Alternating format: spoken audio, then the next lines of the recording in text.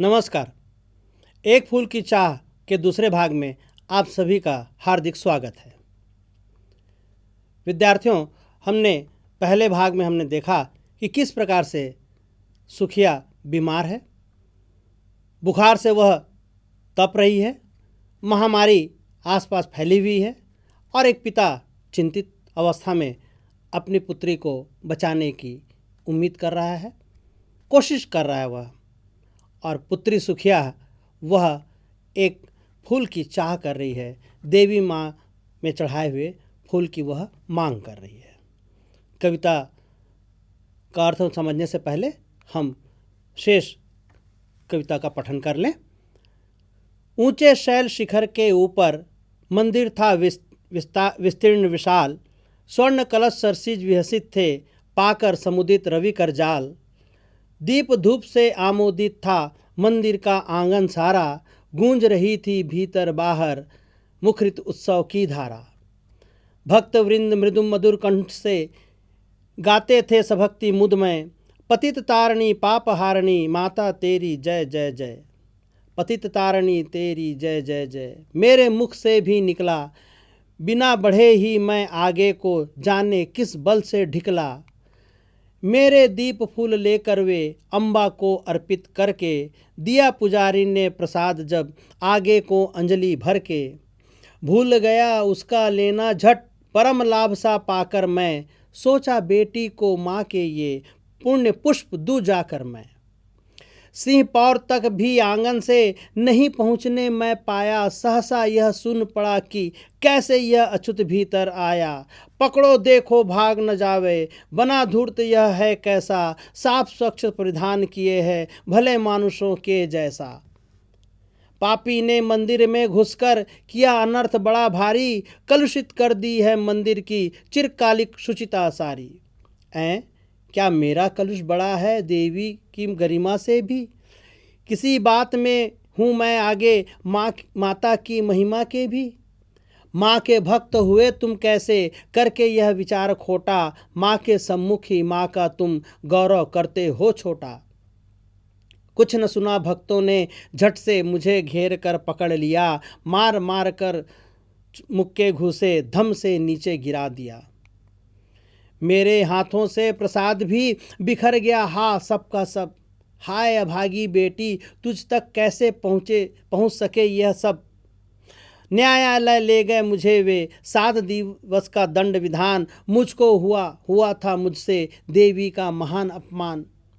मैंने स्वीकृत किया दंड वह, शीश झुकाकर चुप ही रह, उस असीम अभियोग दोष का क्या उत्तर देता क्या कह। 7 रोज ही रहा जेल में, या कि वहाँ सदियाँ बीती, अविश्रांत बरसा करके भी आंखें तनिक नहीं रीती। दंड भोग कर जब मैं छूटा, पैर न उठते थे घर को, पीछे ठेल रहा था कोई भय जर्जर तनु पंजर को। पहली की सी लेने मुझको नहीं दौड़कर आई वह, उलझी हुई खेल में ही हा अब की दी न दिखाई वह। उसे देखने मरघट को ही गया दौड़ता हुआ वहाँ, मेरे परिचित बंधु प्रथम ही फूंक चुके थे उसे जहाँ। बुझी पड़ी थी चिता वहाँ पर, छाती धधक उठी मेरी, हाय फुलसी कोमल बच्ची हुई राख की थी ढेरी। अंतिम बार गोद में बेटी तुझको ले न सका मैं, हाय एक फूल माँ का प्रसाद भी तुझको दे न सका मैं हा। इस प्रकार से ये जो दूसरे भाग में जो कविता का जो अंश है ये हमने पढ़ा। आइए अब इसके भाव को समझें, इसके अर्थ को जानें। ऊंचे शैल शिखर के ऊपर मंदिर था विस्तीर्ण विशाल, स्वर्ण कलश सरसिज विहसित थे, पाकर समुदित रवि कर जाल। पहाड़ की चोटी पर एक भव्य मंदिर स्थित था। छोटा मोटा मंदिर नहीं था, बहुत बड़ा आकार हो उसे भव्य कहते हैं, जिसके सोने के कलश सूर्य की किरणों से अत्यंत सुंदर दिखाई दे रहे थे। कलश आप जानते होंगे मंदिर के ऊपर हिस्से में, सबसे ऊपर हिस्से में लगाया जाता है, और ये मंदिर ऐसा था जिसमें जो कलश थे वो सोने के थे, और उस सोने के कलश पर सूर्य की किरणें पड़ रही थी, जिससे वो कलश चमकदार अत्यंत सुंदर दिखाई दे रहे थे। कवि कहते हैं वे ऐसे लग रहे थे मानो सूर्य की किरणों से खिले कमल के फूल मुस्कुरा रहे हों। जैसे सूर्य किरण पड़ती है और कमल के फूल खिल जाते हैं मुस्कुराते हुए, बिल्कुल उसी प्रकार से मंदिर के कलश भी दिखाई दे रहे थे। दीप धूप से आमोदित था मंदिर का आंगन सारा, गूंज रही थी भीतर बाहर मुखरित उत्सव की धारा। कोई विशेष दिन रहा होगा, इसलिए मंदिर पूरी तरह से दीपकों से सजा हुआ था और धूप से महक रहा था। सुगंधित वातावरण, रोशनीदार। मंदिर में चारों ओर मंत्रों एवं घंटियों की आवाज गूंज रही थी। मंदिर में उत्सव का वातावरण था। ऐसा लग रहा था जैसे कोई उत्सव हो। बहुत अच्छी तरीके से मंदिर का वातावरण उस समय था जिस समय सुखिया का पिता मंदिर गया। भक्त वृंद मधुर कंठ से गाते थे सभक्ति मुद में, पतित तारणी पापहारणी माता तेरी जय जय जय। भक्तों का समूह है, पूरी श्रद्धा एवं भक्ति के साथ मधुर कंठ से देवी माँ का जय गीत गा रहा था। सभी एक साथ एक स्वर में बोल रहे थे, पतितों का उद्धार करने वाली हे देवी, पाप का पूरी तरह से नाश करने वाली हे माता, हम तेरी जय जयकार करते हैं। तो इस तरह से भक्त भी बड़े प्रसन्न थे। मंदिर का वातावरण, भक्तों की श्रद्धा भक्ति से भरे हुए गीत, आनंद से भरा हुआ मंदिर का वातावरण। पतित तारणी तेरी जय जय जय, मेरे मुख से भी निकला, बिना बढ़े ही मैं आगे को जाने किस बल से ढिकला। सुखिया का पिता भी वहां पर भक्ति भाव में भर गया और देवी माँ का जयगान सुनकर न जाने उस अभागे पिता के अंदर से कहाँ से ऊर्जा आ गई कि उसके मुंह से भी निकल पड़ा पतित तारणी तेरी जय जय।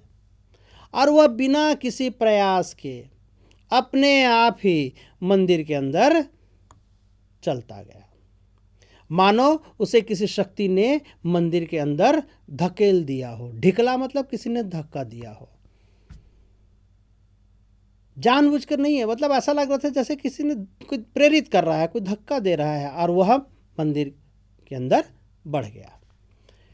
मेरे दीप फूल लेकर वे अम्बा को अर्पित करके, दिया पुजारी ने प्रसाद जब आगे को अंजलि भर के। जैसा कि मंदिर में सामान्यतः जो क्रिया की जाती है वह गया और उसने भी देवी माँ की आरती वगैरह उतारी होगी और फिर पुजारी ने सुखिया के पिता से दीप व फूल लेकर देवी माँ पर अर्पित कर दिया और दोनों हाथ से उसे प्रसाद दिया। मंदिर में जो खाद्य पदार्थ होगा प्रसाद के रूप में वो, और देवी माँ के चरणों पर चढ़ा हुआ फूल सुखिया के पिता को दिया। भूल गया उसका लेना झट, परम लाभ सा पाकर मैं, सोचा बेटी को माँ के ये पुण्य पुष्प दूं जाकर मैं। जैसे ही पिता ने देखा होगा पंडित जी के हाथों से प्रसाद अपने हाथों में लेते हुए सुखिया का पिता अत्यधिक खुश हो गया और फूल पाने की खुशी में बाकी प्रसाद वगैरह लेना वह भूल गया। क्यों? क्योंकि वह तो फूल लेने के लिए आया हुआ था, देवी माँ के चरणों पर चढ़ा हुआ, और वो फूल की उसे प्राप्ति हो गई थी। तो जैसे हमें जो मनचाहा चीज़ मिल जाए तो बाकी चीज़ों पर हम ध्यान नहीं देते हैं, आप भी नहीं देते होंगे ना।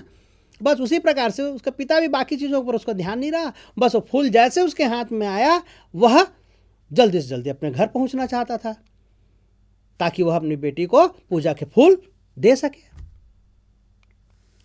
सिंह पौर तक भी आंगन से नहीं पहुंचने मैं पाया, सहसा यह सुन पड़ा कि कैसे यह अछूत भीतर आया। सिंह पौर तक आंगन के भी नहीं पहुंच पाया पिता उसका।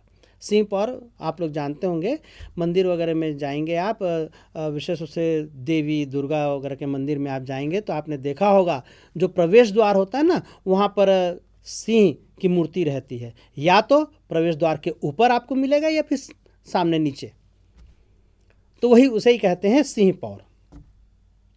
तो सुखिया का पिता अभी आंगन से होते हुए प्रवेश द्वार तक भी नहीं पहुंच पाया था। मुख्य द्वार के बाद आंगन होता, फिर आंगन के बाद फिर मंदिर आरंभ होता है।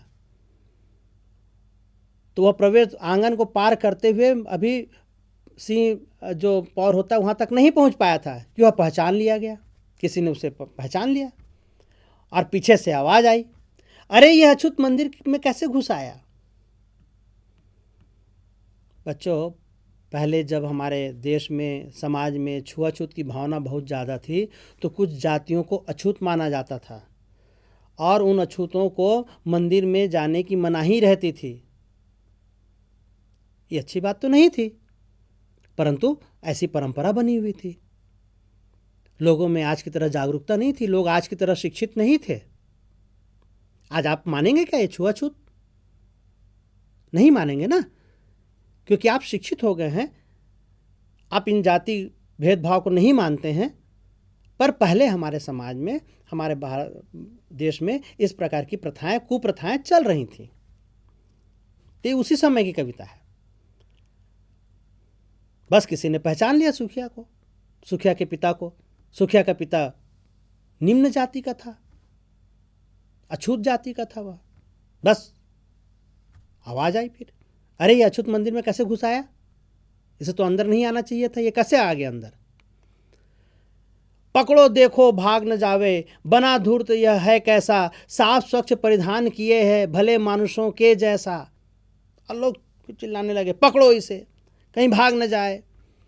किस तरह इसने मंदिर में घुसकर चालाकी की है, देखो कैसे साफ सुथरे कपड़े पहनकर हमारी नकल कर रहा है। पापी ने मंदिर में घुसकर किया अनर्थ बड़ा भारी, कलुषित कर दी है मंदिर की चिरकालिक शुचिता सारी। पकड़ो इस धूर्त को, इस पापी ने मंदिर में घुसकर बड़ा अनर्थ किया है। मंदिर की सालों साल की पवित्रता को इसने नष्ट कर दिया। सोचिए विद्यार्थियों, क्या ऐसी चीजें हमें माननी चाहिए? कैसे किसी के व्यक्ति के अंदर घुस जाने से, मंदिर में आ जाने से मंदिर की पवित्रता नष्ट हो जाती होगी? पर ये उस समय ऊंची जाति के लोग नीची जाति के साथ इस तरह से भेदभावपूर्ण व्यवहार किया करते थे, जो किसी भी दृष्टि से ठीक नहीं है, मानवता की दृष्टि से तो बिल्कुल भी ठीक नहीं है। पर भी सामाजिक कुप्रथा चली आ रही थी, ये परंपरा चल रही थी। क्या मेरा कलुष बड़ा है देवी की गरिमा से भी, किसी बात में हूँ मैं आगे माता की महिमा के भी। अब सुखिया के पिता को बड़ा आश्चर्य हुआ। वह यह सोचने के लिए विवश हो गया, क्या मेरा अछूतपन देवी माँ के महिमा से भी बड़ा है? मेरे अछूत होने से देवी माँ की महिमा कम हो गई, मतलब मेरा अछूतपन में देवी माँ की महिमा से बड़ा हुआ।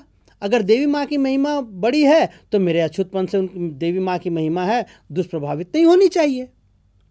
क्या मेरे इस अछूतपन में देवी माँ से भी ज्यादा शक्ति है, जिसने देवी माँ के रहते हुए भी इस पूरे मंदिर को शुद्ध कर दिया?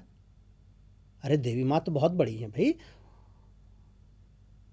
उनके वो जहाँ रहेंगी वो वातावरण, वो पूरा क्षेत्र, वो मंदिर पूरा शुद्ध ही होगा। कोई अशुद्ध करना चाहे तो भी अशुद्ध नहीं हो सकता। पर देखिए तो इन लोग कैसे बात कर रहे हैं कि मेरे आने से मंदिर है वह शुद्ध हो गया। अरे जहाँ स्वयं देवी माँ है, देवी माँ की मूर्ति है, वह मंदिर कैसे अशुद्ध हो सकता है? तो सुखिया के पिता को लोगों की इस सोच पर बड़ा आश्चर्य हुआ। माँ के भक्त हुए तुम कैसे, करके यह विचार खोटा, माँ के सम्मुख ही माँ का तुम गौरव करते हो छोटा। सुखिया के पिता ने विरोध करने वालों से कहा कि तुम माँ के कैसे भक्त हो, जो खुद माँ के गौरव को मेरी तुलना में एक छोटा कर रहे हो। अरे माँ के सामने तो छूत अछूत सभी एक समान हैं, माँ कोई भेदभाव नहीं करती है, तो तुम क्यों छोटा बड़ा मानते हो इस तरह से? और माँ मुझसे ज़्यादा शक्तिशाली है, मेरे अछूतपन से ज़्यादा उसमें शक्ति है। हम मनुष्य की यह क्षमता नहीं है कि किसी भी चीज़ को जो देवी माँ से संबंधित उसको हम अशुद्ध कर सकें। कुछ न सुना भक्तों ने, झट से मुझे घेर कर पकड़ लिया, मार मार कर मुक्के घूंसे धम से नीचे गिरा दिया। सुखिया के पिता की इन बातों को किसी ने नहीं सुना और भीड़ ने उसे पकड़कर खूब मारा, फिर मारते हुए उसे जमीन पर गिरा दिया। विद्यार्थियों, जो भीड़ होती है ना, उसमें सोचने समझने की शक्ति नहीं होती। एक व्यक्ति ने यदि गलत रास्ते की ओर जाने के लिए कह दिया तो पूरी भीड़ उस ओर चल पड़ती है। किसी की विवेक शक्ति नहीं जागी कि जो सुखिया के पिता जो कह रहा है हम उसे थोड़ा उस पर विचार तो कर लें। बस यही कि नहीं, अछूत कैसे चला आया, बस सब बोलने वाले व्यक्ति के अनुसार करने लगे। लोगों की सोचने समझने की शक्ति खत्म हो चुकी थी और सब ने सुखिया को घेर लिया और उसे खूब मारा, मारते मारते जमीन पर गिरा दिया। मेरे हाथों से प्रसाद भी बिखर गया, हा सब का सब, हाय अभागी बेटी तुझ तक कैसे पहुंच सके यह। अब भीड़ ने जब सुखिया के पिता को पकड़कर मारा तो उसके कारण से उसके हाथों से जो प्रसाद था, जिसमें फूल था, वह सब गिर गया। जिसमें माता के चरणों का फूल था और पिता है मार खाते खाते, दर्द सहते सहते सिर्फ यही सोच रहा था कि ये देवी माँ के प्रसाद का फूल उसकी बेटी सुखिया तक कैसे पहुंचेगा। भीड़ तो उसे छोड़ ही नहीं रही थी। अगर भीड़ उसे थोड़ा सा भी मार के छोड़ देती तो पिता क्या करता, फूल उठाकर बिटिया के पास ले जाता। पर लोग तो लगातार उसे मार रहे थे, छोड़ ही नहीं रहे थे। पिता को अपने शरीर की चिंता नहीं है, अपने मार खाने की चिंता नहीं है। देख लीजिए वो अपनी बेटी से कितना जुड़ा हुआ है, अपनी बेटी की इच्छा की पूर्ति में उसका पूरा ध्यान लगा हुआ है। इसलिए वह केवल यही सोच रहा है कि यह जो देवी माँ का जो फूल है वह बेटी तक कैसे पहुंचेगा। न्यायालय ले गए मुझे वे, 7 दिवस का दंड विधान, मुझको हुआ था मुझसे देवी का महान अपमान। बस मारने पीटने के बाद उसे न्यायालय ले गए, भीड़ पकड़ कर ले गई, जहां पर उसे देवी मां के अपमान जैसे भीषण अपराध के लिए 7 दिन कारावास का दंड दिया गया। वह न्याय के मंदिर में भी सुखिया के पिता के साथ न्याय नहीं हुआ और मंदिर को अशुद्ध करने के अपराध में उसे 7 दिन की जेल हो गई। मैंने स्वीकृत किया दंड, वह शीश झुकाकर चुप ही रह, उस असीम अभियोग दोष का क्या उत्तर देता, क्या कह। अब सुखिया के पिता ने बेचारे ने चुपचाप दंड को स्वीकार कर लिया। उसके पास कहने के लिए कुछ था ही नहीं, क्योंकि सामाजिक परंपरा के हिसाब से उसने गलत तो किया था। अछूत होते हुए मंदिर में गया था, जहां मना था कि अछूतों को मंदिर में आना, जहां मना था वहां पर चला गया था। बस इसे बड़ा अपराध माना गया, सजा दे दी गई। अब अपने बचाव के लिए सुखिया के पिता कुछ नहीं कह पाया।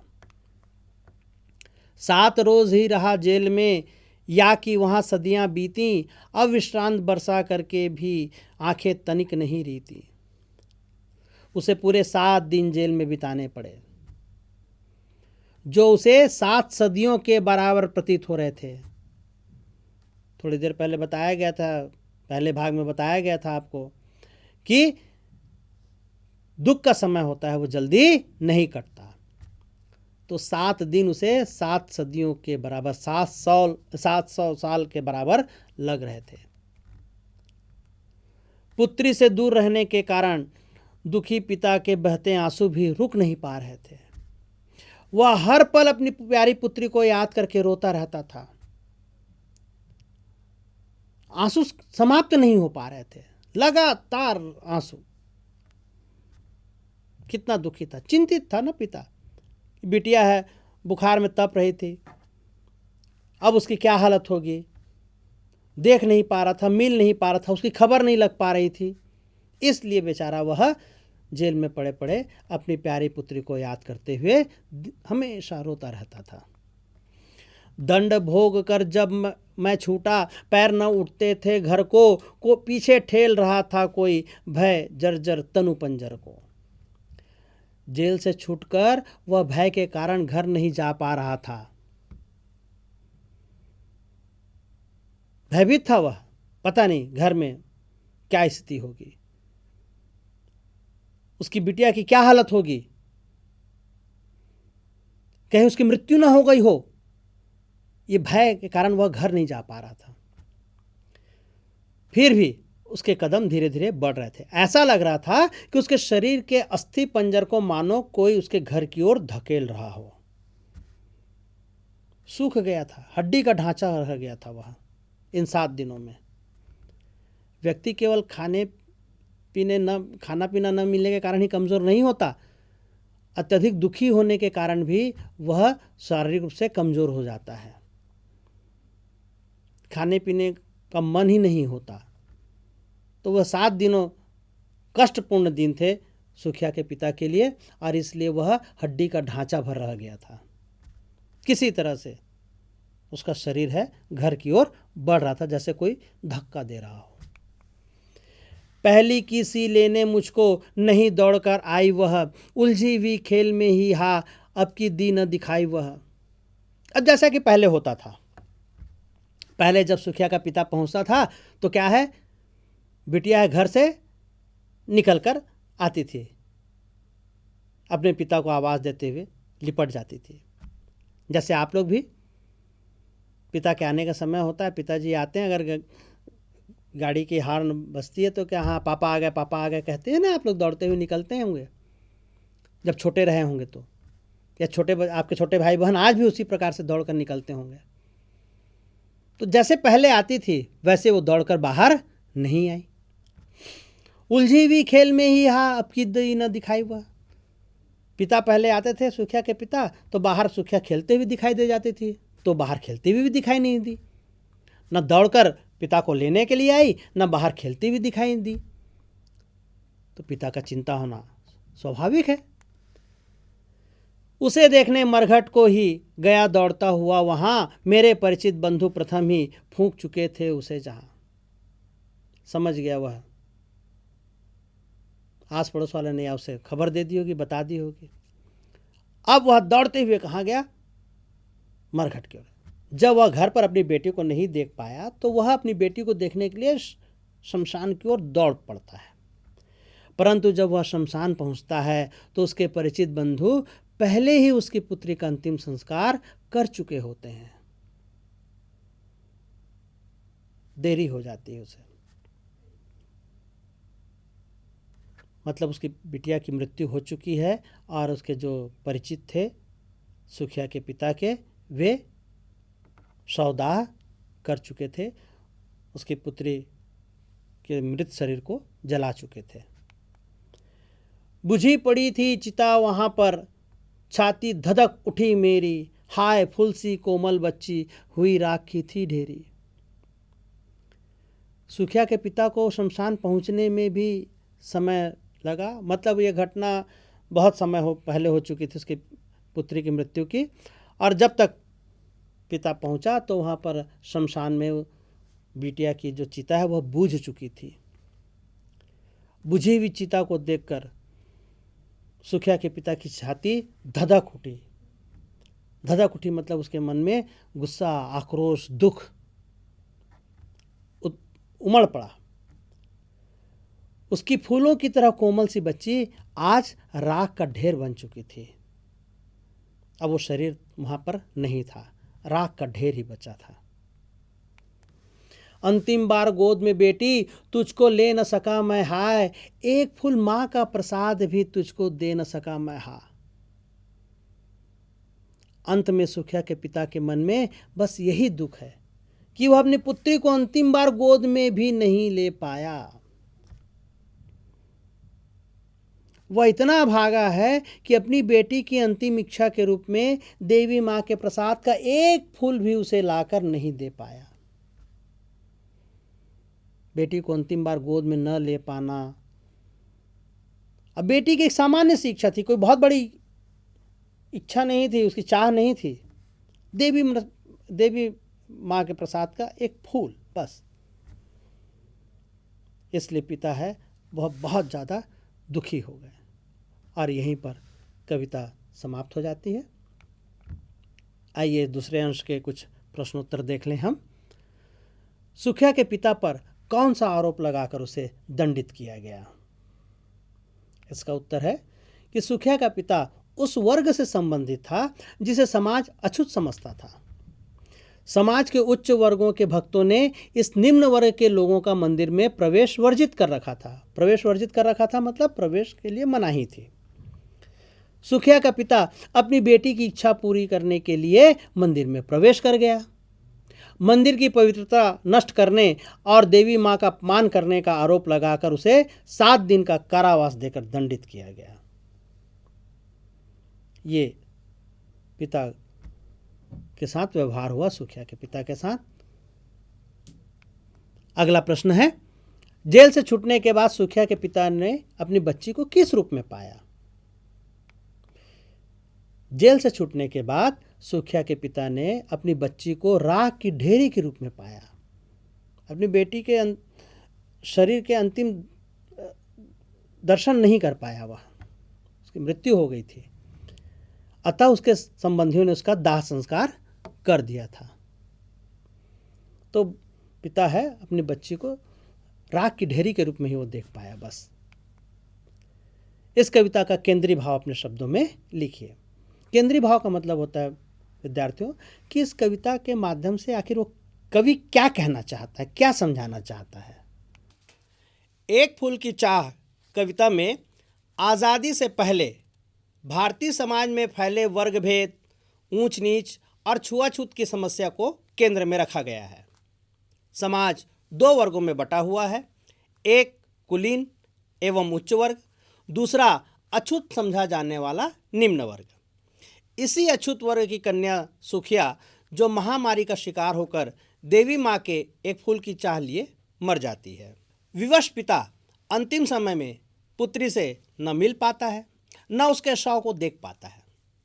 इस प्रकार अछूतों के मंदिरों में प्रवेश, उच्च वर्ग द्वारा निम्न वर्ग पर किया गया अन्याय, एक पिता पुत्री का अंतिम मिलन न हो पाने की वेदना कविता का केंद्रीय भाव है।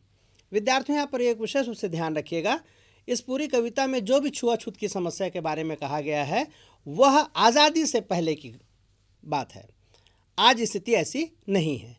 आज तो बल्कि अछूत वर्ग जिसे माना जाता था वे भी मंदिरों में विभिन्न प्रकार के कार्य करते हैं। इस तरह से छुआछूत समाज में नहीं होना चाहिए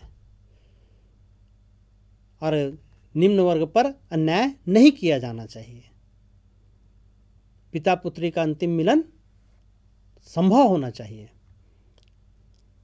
तो ये सब चीज़ें नहीं है, इसकी पीड़ा है कवि के मन में जागी होगी और उन्होंने उसी भाव में फिर यह कविता लिखी है। विद्यार्थियों, ये इस अध्याय में जो महामारी की चर्चा की गई है तो महामारी से जुड़े हुए एक परियोजना कार्य आपके लिए बड़ा ही उचित होगा।